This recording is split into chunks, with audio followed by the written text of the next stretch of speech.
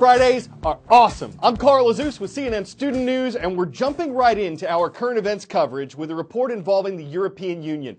It's an organization of 28 countries. It's holding a meeting in Brussels, Belgium this week. And one of the major topics on its agenda is Europe's ongoing migrant and refugee crisis. There are more people streaming into Europe now than at any point since the Second World War. And there are a lot of disagreements among EU members and their citizens about how to address the situation. Another topic involves whether Britain will ultimately remain part of the European Union. Because this is an economic cooperation, the stakes are high. What is the EU? The European Union is a group of countries that work together to create a single market. This allows goods, capital, services and people to move between the member states, as long as they follow the rules and they pay the entry fee. But we're getting ahead of ourselves. To start this story, we need to go right back to the end of World War II. After 6 years of fighting, Europe was decimated. Economies were collapsing and mistrust was rife as old enemies faced the prospect of recreating trade ties. France and previous occupiers Germany faced the difficult task of creating a unity for profit. So they started talking, mainly about steel and coal. In 1951, a total of 6 countries, France, Belgium, West Germany, Italy, Luxembourg and the Netherlands, reached their first accord by uniting the steel and coal industries, creating the European Coal and Steel Community, or the ECSC. They later introduced the European Economic Community, the EEC, in 1958. These two organisations are seen as the origin of the modern European Union that wouldn't adopt its new name until 1993. More than 6 decades later, the European Union now represents more than 500 million people across 28 countries and with a common currency, the euro, which generates an estimated 14 trillion euros in GDP per year. The premise: countries who are economically linked are less likely to have conflicts. But it isn't a totally happy marriage for many countries, as some are affected differently by world events. There have been arguments over financial regulations, bailouts and different approaches to migration. This has given rise to anti-EU parties across Europe, with many calling for their countries to withdraw from arguably the world's most powerful union. The U.S. Supreme Court canceled the regular conference it had scheduled for today. It's a time of mourning following the sudden death of 79-year-old Justice Antonin Scalia. Government officials say he passed away in his sleep last weekend. Justice Scalia's body is lying in repose at the court.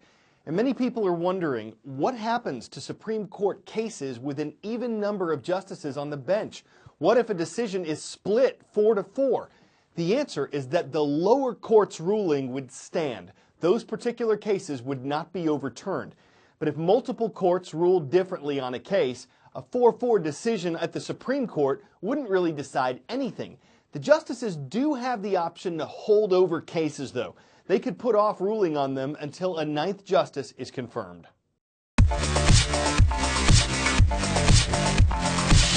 You've heard of reindeer in the Arctic, or maybe pulling a sleigh, but you probably wouldn't expect to find one underwater. Well, one was, during World War II, in a submarine.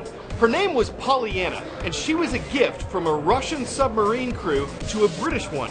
Pollyanna spent 6 weeks aboard the HMS Trident before eventually being transferred to a zoo when she was back on dry land. Now that's random! All right, before one Democrat and one Republican appear on the U.S. presidential ballot this November, the parties have to decide whom to nominate. Part of that process is playing out in all 50 states, but unlike the contests in Iowa and New Hampshire, where Democrat and Republican candidates were voted for on the same day, the next 2 states hold their votes for Democrats and Republicans on different days. This Saturday, South Carolina will be focused on Republican candidates. Former Virginia Governor Jim Gilmore recently suspended his campaign, so 6 GOP candidates are still in. Jonathan Mann takes us to the Palmetto State. South Carolina hosts the first in the South primary, with Republicans voting February 20th, Democrats a week later. Known for its beaches and barbecue, the Palmetto State is a Republican stronghold. Almost 3/4 of voters describe themselves as somewhat or very conservative in the state's last GOP primary. Nearly as many, 65%, said they were born again or evangelical Christians, and about a quarter said they were active or former military. South Carolina is more diverse than Iowa and New Hampshire, with a sizable African American community, the vast majority of them Democrats. You may recall South Carolina Governor Nikki Haley, a rising star in the Republican Party, made headlines last summer when she ordered the removal of the Confederate flag from the State House in Columbia. It's time to move the flag from the Capitol grounds. South Carolina is also known for some political dirty tricks in its past primaries, but the state also has a history of picking a winner. In 5 of the last 6 elections, the winner of the South Carolina primary went on to win the GOP nomination. And the last 3 presidents, Obama, Bush, and Clinton, all lost in New Hampshire, but won in South Carolina the year they were first elected. The battle-born state of Nevada is also holding a contest this Saturday. And like South Carolina, it splits up its votes by party. So this weekend's Nevada caucuses are focused on Democrats. There are 2 of them still in the race, and they're neck and neck in the polls. The Nevada caucuses could turn into an old-fashioned Wild West showdown. You look at Nevada, it's a microcosm of our country. It is what America's all about. It's the first contest of the campaign calendar held in the western U.S. Democrats turn out February 20th, Republicans 3 days later.